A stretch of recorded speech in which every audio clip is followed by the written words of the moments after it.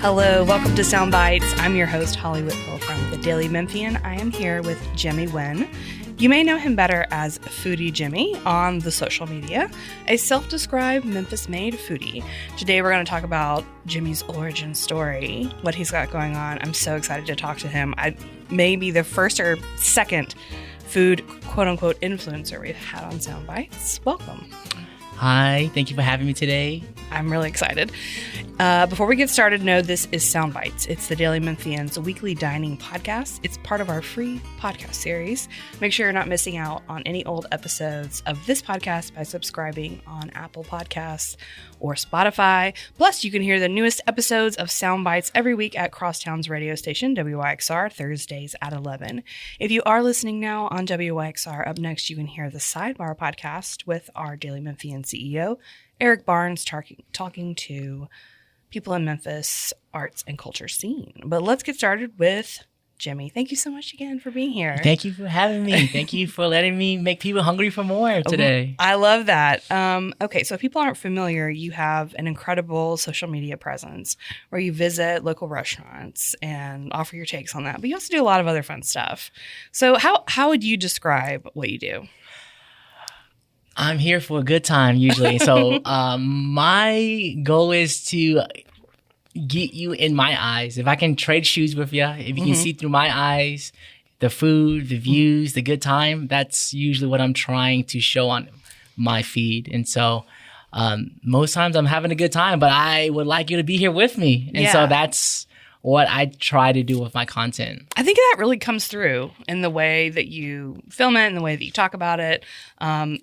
And really, like, I followed you for a while on Instagram. I know you have, like, a TikTok as well. But I've definitely followed you on Instagram. And part of the reason I was like, no, let's call Jimmy and see if he can come on is because you went to a new restaurant, a Szechuan restaurant in East Memphis. I'm not going to say it right. Lao Szechuan? Lao Szechuan or Lao Szechuan? Something like that. Something like that. It's in that shopping center that's like in the weird place past Poplar and 240 next to like the Target and the Best Buy. I call it the Ridgeway Loop. You're right. That's actually what people call it. Oh, okay. That may be it. I'm just struggling. No, you're that's exactly what it is. So it's off the Ridgeway Loop. But I saw your video there and I just have had this insatiable craving lately to try different Asian cuisines. And so I was like, I want to go there. So on Sunday, I went there at like 11:02. They open at 11. And my boyfriend and I went and we got dumplings and we got it's kind of like a bao, like a big puffy dumpling. We didn't get soup dumplings because I lost that battle. Next time I will get soup dumplings. But then we got the roast duck. We got like the half duck and it was incredible. But we went because I saw your video and I was like, I have been influenced. Wow. And I'm happy about it. And it was so delicious and so fun. And then actually we also went to Le Jour, which we've talked about on the podcast before, to like have dessert after. So we had this kind of little moment in the Ridgeway Loop shopping center.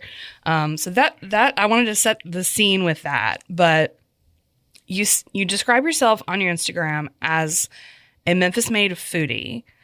What do you think about the terms influencer or creator? Or how do you go with that? Because some people are like, an influencer, they only write about or post about stuff they get paid about.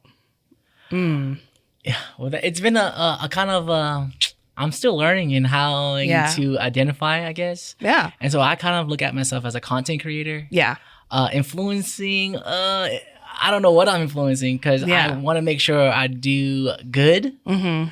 And so it's a saying from Spider-Man with Uncle Ben, with great power comes great responsibility. Yes. And so I try to be a good influence for the most part, but I don't like to call myself an influencer. But if you want to call me an influencer, that's fine. Yeah. But with content creation, in my opinion, it's more of like an artist that has their point of view of how to present some type of information. And so if that's fun, that's educational, that's food, that's lifestyle, whatever that may be, they'll put the pieces together and make it look cool for the viewers, good or bad, or whoever. Because you're clearly like into it yourself. So you're sharing things that you like. Yes. Yeah.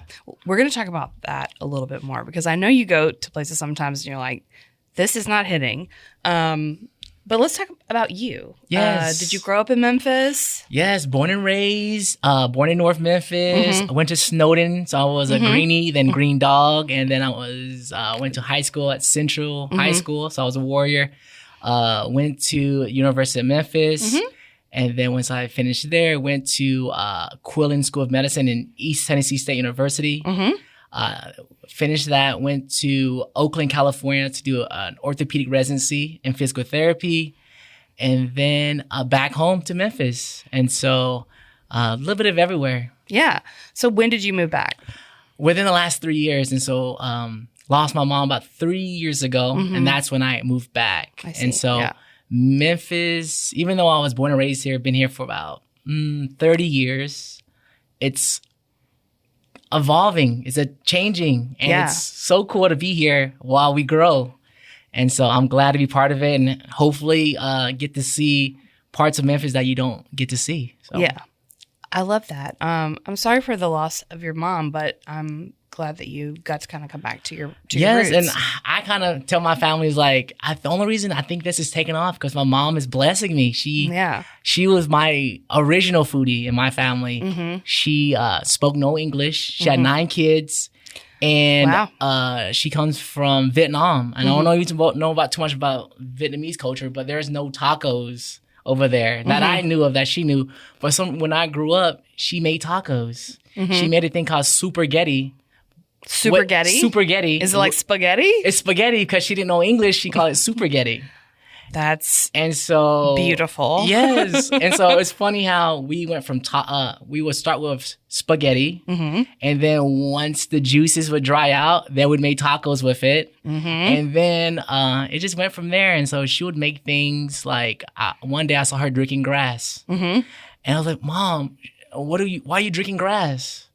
And then find out years later, this thing called wheatgrass, right? Where you're drinking like these health benefits. Oh, yeah. Yes. She was way before. She was way before. She did a lot of weird things, but it was just like, we wasn't ready for her, I guess. And so, what was her name? Her name was A. Tran. She was my biggest influence in my life. And she was only 4'11", but she was the strongest person I knew. Amazing. And you're a physical therapist. That's like your day job. That's my day job. Yeah. So I'm a physical therapist. I have a practice called Winning Movement. I'm here to help you with your pain. And what we know is the stronger you are, the better you're moving. And so if I can help you move a little better, we can just win for everyone. Yes. And so Jimmy that Nguyen. is my goal, to get you moving. And so life to me is much more than just work. There's other components to life that we have to address. Not only your physical body, but your spiritual, your mental, and also your social. So if you can kind of get that going, make sure all that is addressed, I feel life is a little easier as we go. Well, that's it, folks. That's all we need to hear. We don't need to do any more sound bites. We just need to go out. Like, I'm so inspired right now. I thought it was really cool because my dad is a physical therapist. Awesome. Yeah, he's sort of semi-retired at this point, but he did home health care for many, many years. Where he would drive to your house, and I had saw on your Instagram that that's something you have also done. I have. What an experience, though. You're kind of getting up in the middle of people's lives and be like, now we're about to do some exercises. Yes, and so I don't know, Memphis. I love Memphis, but Memphis has its spots. There's of course a lot of safe places. And there's places that's a little more rough on the edges. And so just knowing that there's so many places and people that needs to be seen, it's awesome to know that wherever you go, people need help. And so I love to see that if I can help change life by just getting them moving even a little bit better, from sitting to standing, or even taking one more step, or just rotating in your bed, it just gets me throughout the day. Yeah. And that's another cool thing is, since I'm all over town, I get to see restaurants that you don't get to find on Yelp. Yeah. And so that's a good one. And so I think one of my biggest reels I hit was like, I was driving and I saw world famous fried rice. Okay. I hit the brakes, did a U-turn. I was like, I gotta go. If this is in Memphis, the world famous fried rice. Yes. Where was it? It was on Winchester, across the street from, is it Hickory Ridge Mall? I don't know if it's even still open anymore, but world famous fried rice. Okay. And then it was You'll good. be the judge of that. It was good, but world famous. Okay. Yeah. Maybe not world famous. Yeah. Well, that's what I was going to ask. How did you decide to start putting your food adventures online, and what's your goal? Mm-hmm. It started with the Asian night market. Mm-hmm. So I decided I wanted to be a vendor. When I first walked in the concourse, the very first year, it was shoulder to shoulder. Yeah, it was so packed. The food, the views was awesome. So I was like, the following year, I need to be part of this just to promote my business. And so the second year came, and I didn't really see anyone promoting the Asian night market. Mm-hmm. And so I decided, okay, there's a lot of food vendors. Let me try to promote any vendor that's going to sell food. So I started like that. And it just kind of, after that, just kind of took off. People were like, yes, please keep sharing your food opinions. Yeah. More and more restaurants reached out to me and was like, hey, can you check me out? And so I was like, okay, we'll keep on going and see what happens. And now we're here. Now you're here. You got 30. Holly, doing great. Yeah. You have 33,000 followers, almost 34, just to give people an idea. I mean, not to speak for you, but I feel like you don't care necessarily about that number so much, really. But it's also nice to see it. It's cool to see. I think for any young influencer or anyone that's inspiring, don't look at the numbers. Just find your voice, see what you're passionate about. Because I have people reach out to me. It's like, how do you stay consistent? It's like, you can stay consistent. That's the hardest thing. Yes. How do you stay consistent? It's like, well, do something you enjoy. Yeah. If you make content that you like, it doesn't feel like a job. It doesn't feel like it's a hassle to do. You just kind of make it. You enjoy it. This is, for me, leisure. This is kind of my getaway in between work while I'm doing all these things. This is like my getaway to make something beautiful or like an art piece I can put together and show. So what are some restaurants you've been to recently? I mean, I made a list of like 10 that you've been to because you are out there. But like, what comes to your mind? So the most recent one, I haven't posted yet, but it was... Preview. Sneak peek. Off of Winchester. I had a patient off of Winchester. It's called Tequila Express number 6. I guess there's maybe 10, 12 of them. I don't know. But number 6 have... most of them are food trucks, but this one is a brick and mortar where you can walk in. It has like a whole salsa bar. You can pick up jalapenos, just pick up carrots. And then if you like agua fresca, it's all you can drink. There's 6 different flavors. That day I had a quesadilla, but it's a pizza. Okay. So I was like, quesadilla pizza. Yeah. And it was delicious. And so, I probably ate it for 3 days. It was so big. Oh yeah. That was my most recent one. But I'm trying to... Saw the doctor today. I'm a little heavier than expected. So these foodie adventures are catching up. And so, but that's another thing people are looking into, like, healthier eating and stuff. Like you can still go on your adventure and find that. But like you have a great video about these Korean Korean corn dogs. Pardon me. With the crazy toppings and fillings.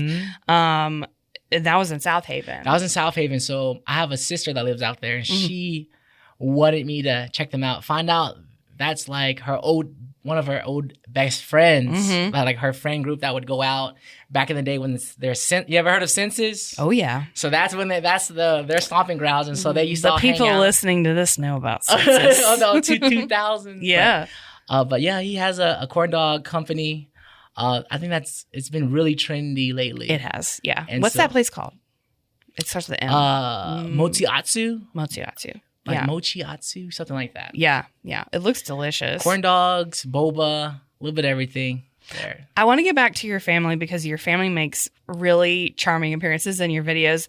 But before we go there, let's talk about this Ridgeway Loop shopping center. Okay. Because it's out of control. There's a lot of good places right now. It's out of control in there. Again, the new Buster's is there now, too. The new Buster's is there. Mm-hmm. There's the Best Buy and all that. But there's like Red Koi. Mm-hmm. People love Red Koi. Great like value for sushi. And I think is the Genghis Grill open? I don't know. There used to be a Genghis Grill there. I think that took over. So Lao Swan took over it, I believe. Mm-hmm. Yeah. Well, that was good stuff. But then there's like Tula Jour, and then there's also Kami Ramen. But I was interested at how many like of the Pan-Asian cuisines that they had in that shopping center. I was like, we could have kind of everything. Is there a sushi? Is there Red Koi? Yeah. Mm-hmm. There's everything. Do you like Kami Ramen? I do. They're good. They're tasty for sure. I just love the all the Asian stuff popping up. There's so much. There's a lot popping up. So back in the day, my sisters used to love weekend trips. So if you know anything about the nail business, weekends is the only time to get off. So they work about 6 days a week. And so we used to jump into a car Saturday night, drive to Atlanta or drive to Dallas or St. Louis. That's a long drive. 1 day trip. Mm-hmm. And we used to stack up and just eat throughout the entire trip. And so Atlanta used to be our stopping grounds, Dallas. But now we have so many more Asian spots. We don't have to drive 8 hours for a boba anymore. Oh, thank goodness. I know. And gas was 99 cents back in the day. So now it's, it's like $8 now, but or something like that. it's getting high. Might as well be. It's getting high. Okay. This is amazing. Let's talk about your family because cause you just brought them up, but like clearly they're an inspiration and part of your like food loving journey, but they do appear in your videos and it's so fun. What made you decide to like bring your nieces and nephews and other relatives in there? It's just like I got the idea from I think the 90s, Bill Cosby. Okay. It was more of like the kids say the darndest thing. So I'm one of 9. Yes. So I have 18 nieces and nephews. And so we have a whole soccer team, football team, whatever you need, we have it. It's a lot of us. But yes, they say a lot of funny things. Yeah. And so they're adorable. Yes. And so like I have one named Tiago. We have like all over. So a lot of my family is Vietnamese, but we also have influence from Mexican and Honduran.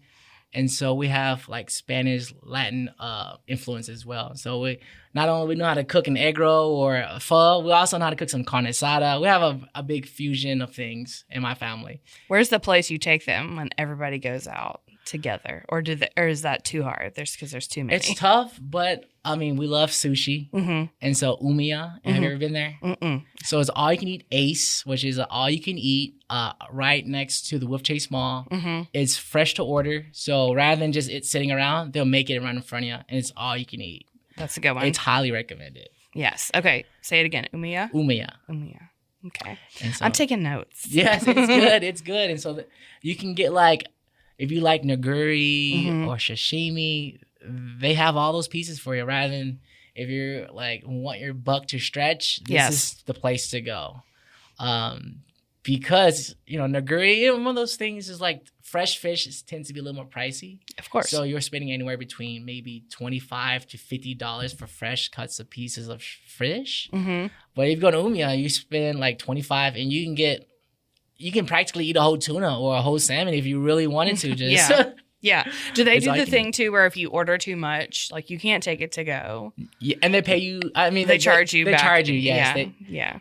Now I'm going to ask you this: FoodieJimmy is your Instagram handle. Mm-hmm. Do you get confused with Sushi Jimmy all the time? Because he's notorious. Yes. He's notorious. He was the original like big influencer, I feel like. Especially anything he did was gold. Yeah. I remember the sushi Rito. It was like when the trendy stuff first came out. So like the crawfish nachos. On the Doritos. Yes. This is a second episode in a row I've talked about Doritos. Yeah. But yeah.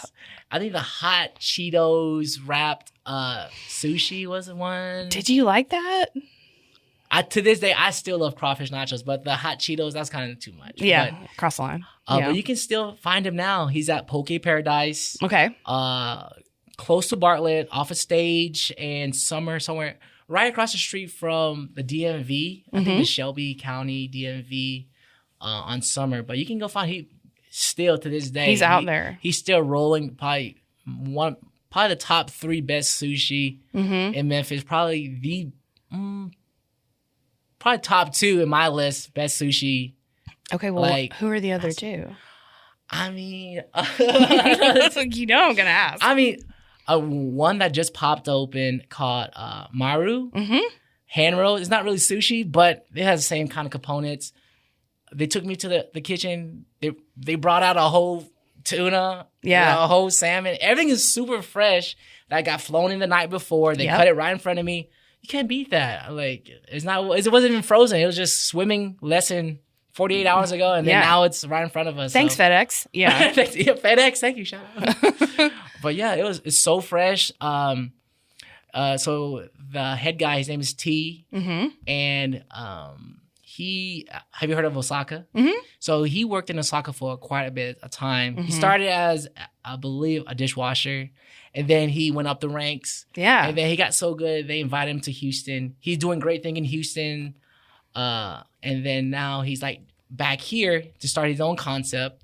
And he took everything he learned from Houston to over here. And so fresh fish, super flavorful fish, raw, cooked, whatever you want. Yeah. And it just top of the line premium. I've heard good things. I haven't been there. Things. He got like really premium seaweed that, of course, everything in there is great. It's worth trying for sure. Yeah, that's great. Okay. I'm literally taking notes on the places you say because you did not steer me wrong with Lao Szechuan. I'm not going to say it right. But so how do you decide which restaurants you're going to go to try and post on your Instagram? And my follow-up question is, what happens when it's not good? But I want to know first, how do you decide what to try? So I call myself a food promoter just because I know it's tough right now, especially any small business. Yes, as a consumer, I want the best experience, the bang for your buck. But if you come from the background it's razor thin margins. Yeah. And so I can see why the restaurant experience can be hit or miss sometime. And so we want to make sure when I promote anything, I want to make sure that when you're going out, it's bang for your buck. And so it's worth it. It's worth it. I do have content where I can release where it's like a bad experience, but I rather do good. And so as for the restaurants I pick, like for an example, stay tuned because it's coming. Make you hungry for more. I'm going to do a wing series. And so... Oh, thank goodness. Memphis is now known for... We need to bring it back. Like, we had this hot wing moment a couple years ago, and a lot of the places that I think were at the top of the list, like Wing Guru is kind of an up and down. And then, what's the food truck that closed? New Wing Order. Yes. New Wing Order was like at the top, but they've been closed a couple years. And so I'm like, well, who's at the top now? All right, so you're going to tell us. So the thing is, not too long ago, like wings were as expensive as a lobster tail. It got really pricey. Like a tray of wings was almost $30. So now it's kind of dropping. It's around $15 to $20 for a tray of wings. I don't know. Jimmy knows. He's got that eye on the prize. If I had to choose one thing I can eat every day, it's probably white rice and fried chicken. So I know something about chicken, especially frying it, but... those are the two things I can eat every day. But for the wings, there's a contest coming up called the Hot Wing Festival, I believe. It's coming in April. And so they reached out to me, and I was just thinking, like, what do I know about wings? And so I've been eating wings my whole life, and now I get to have a whole series where I can test and compare. And so I know a lot of wings are fried. Yes. I think the wing competition may be either fried or maybe smoked. I think they do what they want. I was on a hot wing team 1 year at that competition because it's like it is restaurants, but it's also kind of like a barbecue fest situation where it's like people that don't have restaurants that just know how to make wings. And I wasn't really involved in the wing making part. I was the person like in the front, like giving out the samples at this event. But I think it's whatever. Like some people are smoking them, some people are frying them. We were deep frying them right there in the tent. Oh wow! I'm excited. No, it's good. It's a good one. And it benefits the Ronald McDonald House, and so that's good. But you, in preparation for this, are eating at restaurants to find out like what makes a good wing. Yeah. Is it the chicken itself and how they prepare it? Is it the seasoning or do they marinate it? Is it the sauce? Is it the the texture? Is it the bite? So things like that, I want to kind of fine tune my taste, because there's a chance I may be a judge, you know. So I just want to make sure what I'm looking for what a good wing is. Is it a flat? Is it drummy? Like, what makes a good wing?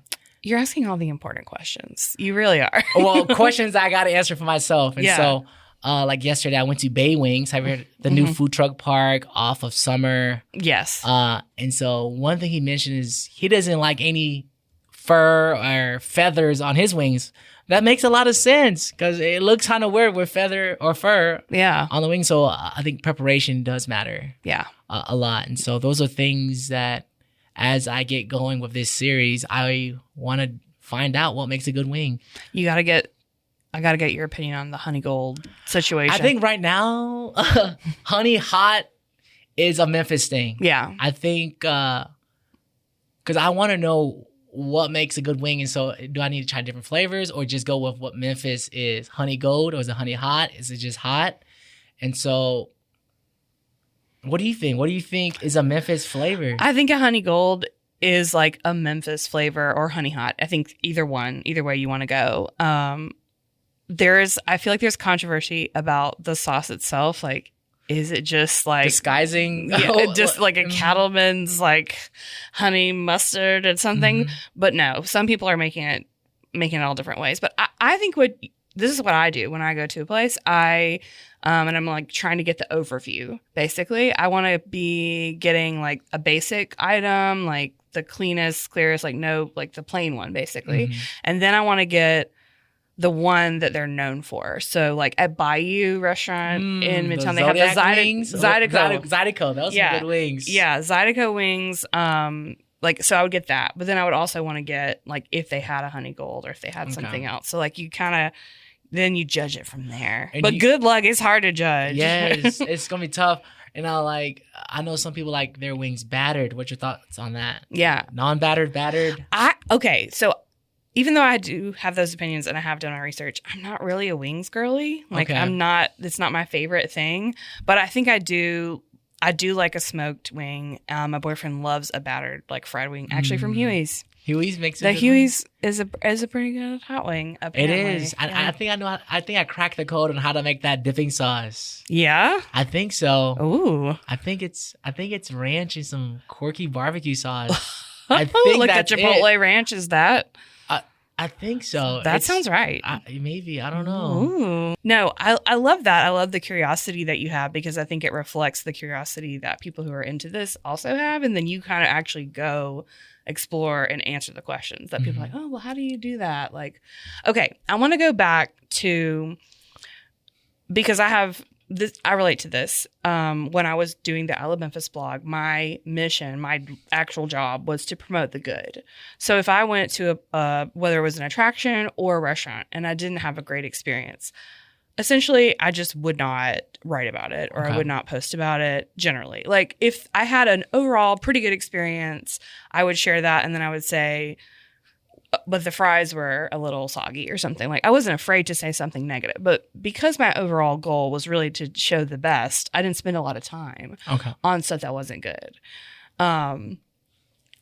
It sort of sounds like your approach is similar, but like what happens when you do go somewhere and you're like, I got all this footage, I ordered all this food, and I'm like, thumbs down. Do you just not post it, or do you kind of give, an honest review, or what do you do in that moment? If it was just an entirely bad situation, everything with the owner or with the experience, if I didn't have to post about it, I probably will not post about it. Yeah. But if I'm out of content, I will then post good things about it. Yeah. But then there's small things that in my content I leave in there to kind of hint and cue. Yeah. Hey, go warning. So usually I do voiceovers. Yes. Or I do like a POV where I'll let you be the judge. Mm-hmm. Because we may have different tastes. We may like different things. But if I do a POV version and did my experience, hopefully no negative come out of it. Meaning like I gave you my experience and you saw my experience. You be the judge. And you go try it yourself. Now you have a little bit more information. Yes. And so I think the best example was off of Summer, right next to that hotel car wash where it's like 3 a.m. There's always people in there never washing cars, and there's always blue lights everywhere. But right next door is called yeah, something like that. Yeah. And I'm gonna look on your Instagram. We went in there. Yeah. And this is, I believe, 6 or 7 months before ICE was here. And they were, before you went in, you have to like ring a doorbell because like it's locked. And then I'd press the doorbell just to be funny. And it was like, hola. It was like, who is it? It was like, he's like, oh, we just want to eat comida. Yeah. Like food. Yeah. I was like, okay, come in. And they would come in there. And we walk in there. And it was like, everything's orange. And then you see a machine that may or may not be a slot machine. You see a fish tank that has like an oversized fish in there. And then you see a buffet. And it's someone's auntie, grandma, mom, and they're making it. And it's super delicious. The food was great to me. Yeah. And so POV style, you'll never, like, unless I showed you firsthand, you would never go in there. But you be the judge. Is it the food that you would eat? Or it's more of like, Jimmy, this was a bad recommendation. Yeah. But I didn't say it was good or bad, but I enjoyed it. Yeah. I never said it was good or bad. Right. But it's a tough one to walk. And so when you watch my content, I want you to be there with me so you can experience it yourself. And guess what? I want you to go try it yourself. Let me know. Yeah. Come back and tell me if it's good, bad. But there's people who just don't try anything but say stuff anyway, you know? Oh, there's like trolls or meanies or people who just mad at the world. But those people I don't worry about. Don't worry about those people. I love that. I'm so inspired. I'm like, I'm gonna go make a video. Go make it. I'm ready. I'm ready. You went to the 4-way. You went. Oh, 4-way is great. That was, my brother showed me that one. Yeah. I passed it all the time. Didn't know that they had great food in there. It's delicious. Where else do you eat? Let's get some recommendations going. And like, what do you make at home? And then we're gonna talk about leftovers. Okay. So I'm a mood eater. So okay. What does that mean? Depending what I feel. So if you tell me what's your favorite food besides fried chicken and white rice, depending what I feel like, or when the last time I ate that. So it's just depending whatever one's feeling. One of the hardest questions for me when I go to a restaurant is like, I want to eat everything. And so I kind of turn to the server or the cashier and say, what's your favorite? Or what's the most popular? Yes. That's kind of what I was talking about with the wings. Those are 2 questions I go with. And they usually guide me the right way. Yeah. But now if they just don't sound like they know what they're talking about, then I'll just won't listen to them and just choose something else. But most of the time they usually point to the right direction. Yeah. What do you make at home? Do you cook at home? I do cook at home. What do you cook? So before I got here, I think one of the questions I had to answer in my head is like, where do I go routinely? I think that you asked me that question. Yes. I think routinely I go to my sister's house the most. And so my mom, she cooked every meal. Every meal. So back in the day, there was a restaurant off of Poplar called Shanghai. You remember that place? Right next to that McDonald's and that Kroger, and it's like near Cleveland. Off Cleveland, yes. Yeah. So it used to be Vietnamese, Chinese, and she used to work there.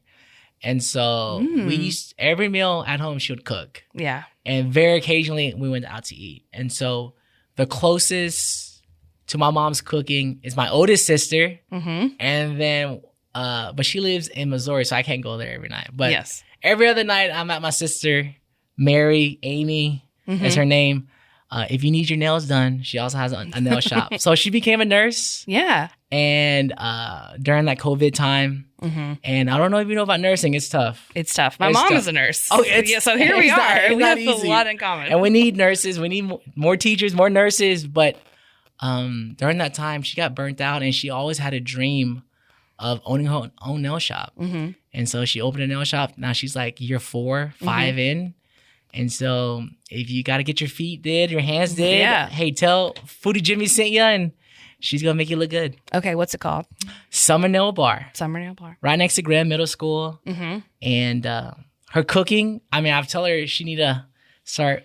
So Asian Night Market, stay tuned, but we're going to have some good dishes coming out. Okay, that's what I was going to ask. September 25th, 26th. We're going to have some FoodieJimmy inspired dishes. I love that. Yes, and my sister's going to help, of course. But September 25th and 26th, we're going to have a 2-day event for the Asian night market.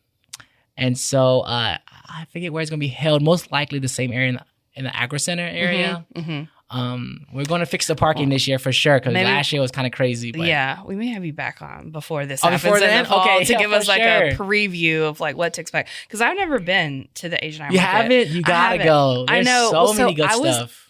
In my car on the way to the first one that they had at Crosstown, and I was kind of late getting off work or whatever it was, and my friend was like, don't come. You can't, like, you're going to be claustrophobic. It's so crowded. It's super crowded. Super crowded, which I was like, that's so great. I'm so happy to hear that. Like, I'm bummed that I was like, I'm not up for that today. But I have to go. I have to go this time. Yeah. So, like, I was bummed personally, but, like, overall, I was really happy that it was so, like, busy and crowded. So last year, they moved to much bigger space. Yes, we're at the Agro Center. Triple the parking spots. Yeah.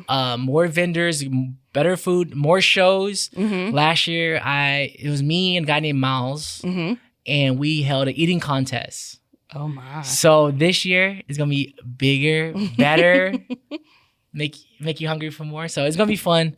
A 2-day event. So there's a lot that's gonna be this year. It's gonna be probably the best one we have yet. People are ready for it. So are you kind of a part of the organizing group of that now, or are you Both. just kind of doing your thing? They kind of use me as like make sure the word's out there. Yeah. But organization, a lot of it is with Dr. Quinn. She's one of the researchers at St. Jude. Yes.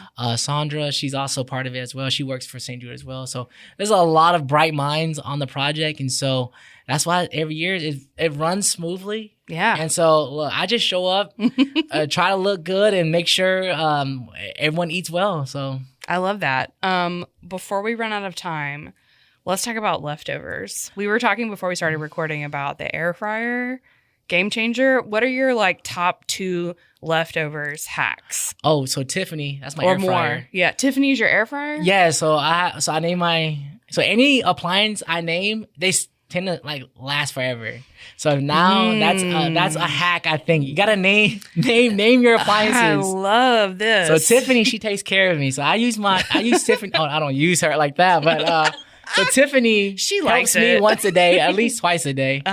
But restaurant food, fried foods. Yeah. If you want it to taste just like you got it from the restaurant, air fryer. Yeah.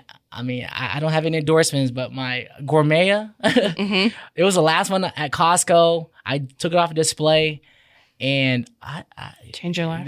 Tiffany's been working overtime. She's being used every day. She's great. She takes care of me. She feeds me. But I throw a lot of stuff in there. Yeah. Sometimes I bake cookies, make pancakes. Yeah. You can do a lot of things in that thing. You know, I make pancakes on the stove, but when I make a whole batch and then I put them in the toaster to reheat them. Wow. That's my weird pancake thing. But leftovers, I love leftovers. Yeah. Like, how do you fix fried rice? So I throw it back in the pan. So I don't know what the craze or the things about microplastics nowadays kind of scares me a little bit. I don't know if it's true or not, but I throw it back in the pan. You can throw some extra eggs in there, but I use the spray olive oil, reheat it up. It tastes a little better if you do it that way. You can add little eggs or bean sprouts or whatever. Do you put any like water in there, like do any kind of steam, or you just like fry it up? Just fry it up. Yeah. I mean, I like it crispy anyway. Leave us with a last recommendation of somewhere we definitely need to try an underrated Memphis spot. I don't want to say gem, but I will. A Memphis gem that we need to try. I think the Four-Way, it has so much history behind it. If you walk in there, it just feels like a museum. It has so much just history behind it. The food is so good. You can't go wrong with a Four-Way. And they have like different specials every day. Every like chicken day. And dressing. When I was there, Drumline was playing, so you're going to be entertained for sure. They have great service. Yeah, great service, great food.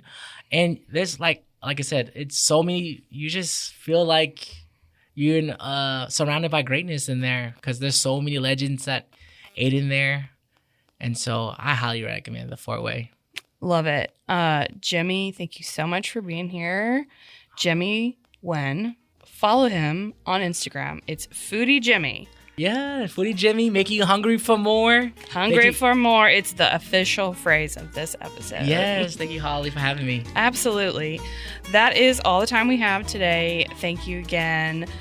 You can tune in to Sound Bites on WYXR Radio every Thursday at 11 a.m. or listen wherever fine podcasts are served on your apps, on your phones, or you can listen at dailymemphian.com. That's it. That's all we have for today. That's all we have. Thank you. Thank you.